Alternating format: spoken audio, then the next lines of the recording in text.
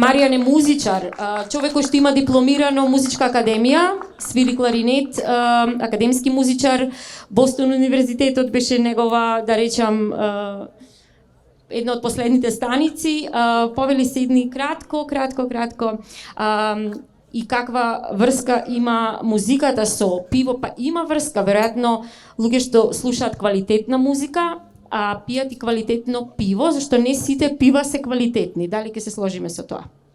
Па и да речеме се сложиме. Добар пијач вика нема лошо пиво. Не сум баш убеден дека е така, ама да речеме. Многу интересно како започна твојата приказна. Во една прилика изјави вака: сите мои другари нешто правеа, еден ракија, еден вино, и јас решив да направам пиво. Па да, така некако. Со Мемфис мафијата тие сите се помалце кои со ракијата, кои со виното, некој произведува, некој конзумира. Ај реков се јас да бидија со ракија, што ќе правиме ај пиво. Трокисели не излезе првиот пат. Следното прајање малце на пиво личеше, а веќе се малце попивесто е. Твојот брат е стоматолог по професија, ти си академски музичар, љубовта кон пивото е заедничка. Кога се роди првиот бак? Како дојде името Бак? Знам, ама објасни за публиката. И многу е битно да кажеме кој стои за дизајнот, зашто и тоа е една убава битолска опасна приказна на еден уметник кој што ги руши границите од тука, е веќе можеби да го гледаме со негови дела на Times Square. Првото Бак пиво го направивме со брат ми веројатно 2018, кога ја мислам 2018. Во Визба направивме 20 на литри пиво, личеше на пиво, па рековме да пробаме тропоубо да направиме. Второто веќе беше така пиво, веќе бевме и ние задоволни.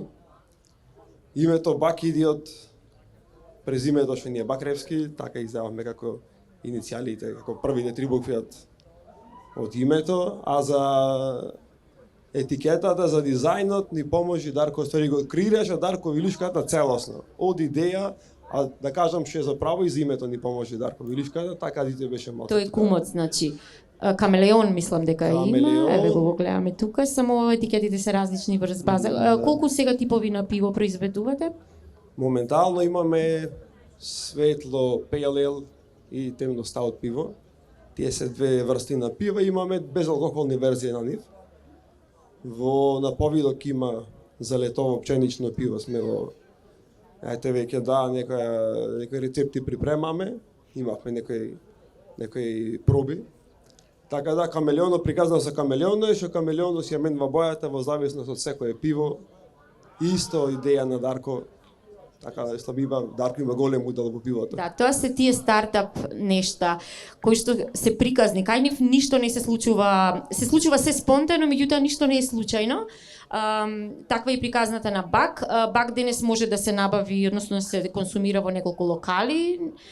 Низ Битола веќе го има и низ Македонија, да наброиме некои места.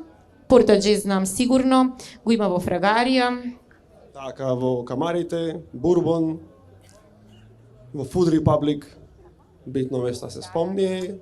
Така, го има Скопје, Охрид го има во Irish Pub 5, Скопјете во Радио Бар, така го има на неколку. Го има на места каде што луѓе знаат да го ценат квалитетот. Да, така некако. И да примаат таква доза на Б витамин во своето тело. Да, апсолутно. Радмила ќе се сложи како нутриционист дека пивото има навистина голема количина на Б витамин. Ние што вежбаме редовно, обично тренерите ни велат сега после напорен тренинг протеин и Б витамин по можност темно пиво. Не знам зашто темно предлагаат. За протеин знам и еве бургерите и овие кашите си го кажуваат своето дека е чист протеин, а зашто темно пиво? Темното пиво има повеќе Б витамини?